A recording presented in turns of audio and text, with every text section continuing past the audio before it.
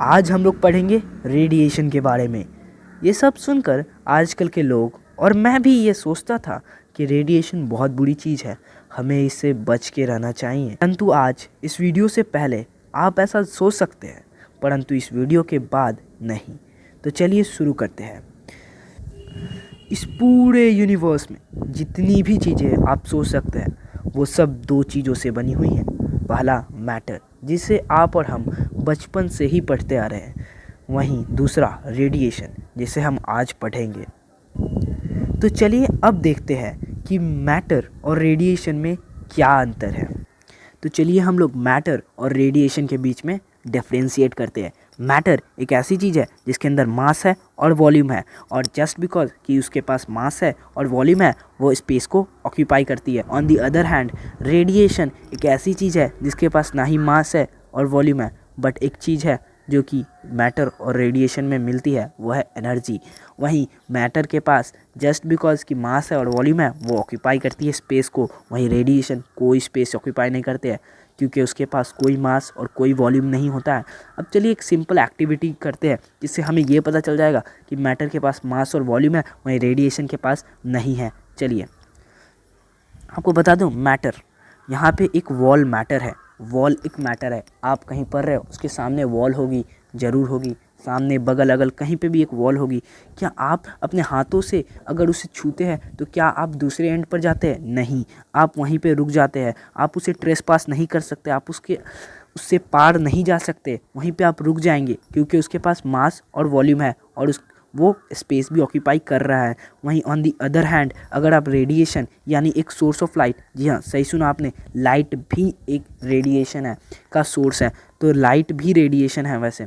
और source of light के पास अगर आप जाके अपने हाथों को वहाँ से पार करेंगे, आप इजीली ट्रेस पास कर सकते हैं क्योंकि रेडिएशन के पास कोई मास और कोई वॉल्यूम नहीं होता, और लाइट भी एक रेडिएशन ही है। लाइट, साउंड, ये सारी चीज़ें रेडिएशन के ही कैटेगरी में आती है। साउंड, लाइट सब रेडिएशन ही है। तो आइए अब रेडिएशन की डेफिनेशन को देखते हैं बच्चों। तो यहाँ पे हमने वोकैबुलरी में देख ही लिया है कि radiation is nothing but a form of energy which does not have any mass और वॉल्यूम। तो रेडिएशन एक ऐसी चीज़ है जिसके पास कोई मास कोई वॉल्यूम नहीं है बट एनर्जी है।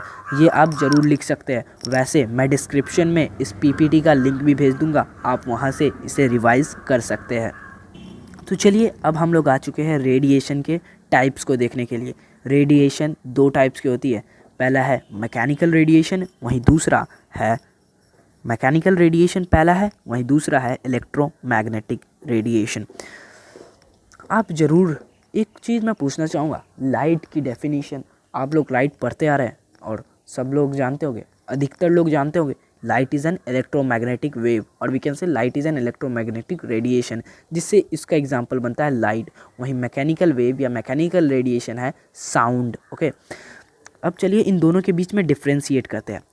मैकेनिकल रेडिएशन को एक मीडियम चाहिए, वो मीडियम कुछ भी हो सकता है, कोई ऑब्जेक्ट, एयर, वाटर, ट्रैवल करने के लिए। लेकिन वहीं on the other hand electromagnetic को कोई मीडियम की ज़रूरत नहीं पड़ती है, वो बिना मीडियम के भी ट्रैवल कर सकता है।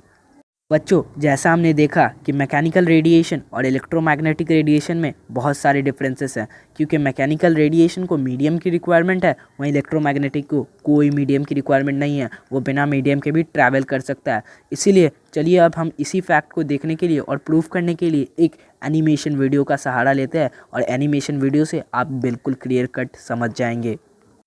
हेलो टॉम, कैसा है भाई? बहुत दिनों बाद दिखाई दे रहा। अच्छा हो भाई, वैसे आजकल थोड़ी पढ़ाई वढ़ाई कर ले रहा हूँ तो घर में ही रहता हूँ। तो देखा आपने कैसे टॉम और टो, उसका दोस्त, दोनों बात कर पा रहे हैं क्योंकि वो लोग अर्थ पे है और यहाँ पे एक मीडियम एयर मौजूद है ताकि उनके साउंड ट्रैवल कर सके। अब देखते हैं उन्हें स्पेस में भेज के क्या वो वहाँ पे भी बात कर पाते हैं। चलिए देखते हैं। हेलो टॉम, कैसा है भाई? सब बढ़िया? क्या बोल रहा है भाई? जोर से बोल ले, कुछ सुनाई नहीं दे रहा।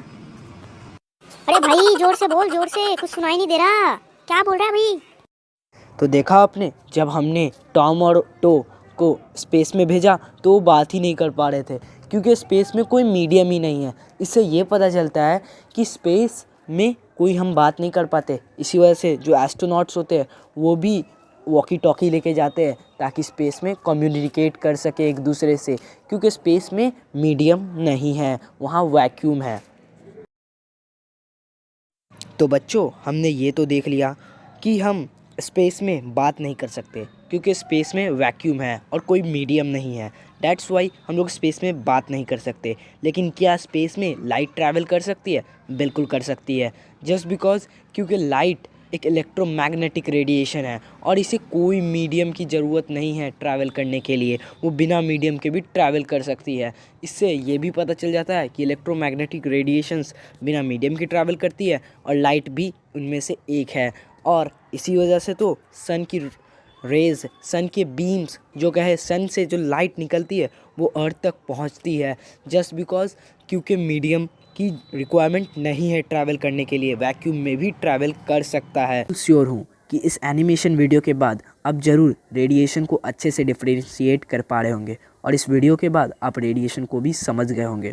और अगर आप यहाँ तक पहुँच गए हो तो अपने आप को शाबाशी दो, क्योंकि आप उन बहुत कम लोगों में से हो जिन्हें सीखने का जुनून है। Thank you electron. मिलेगा आपसे अगले वीडियो में।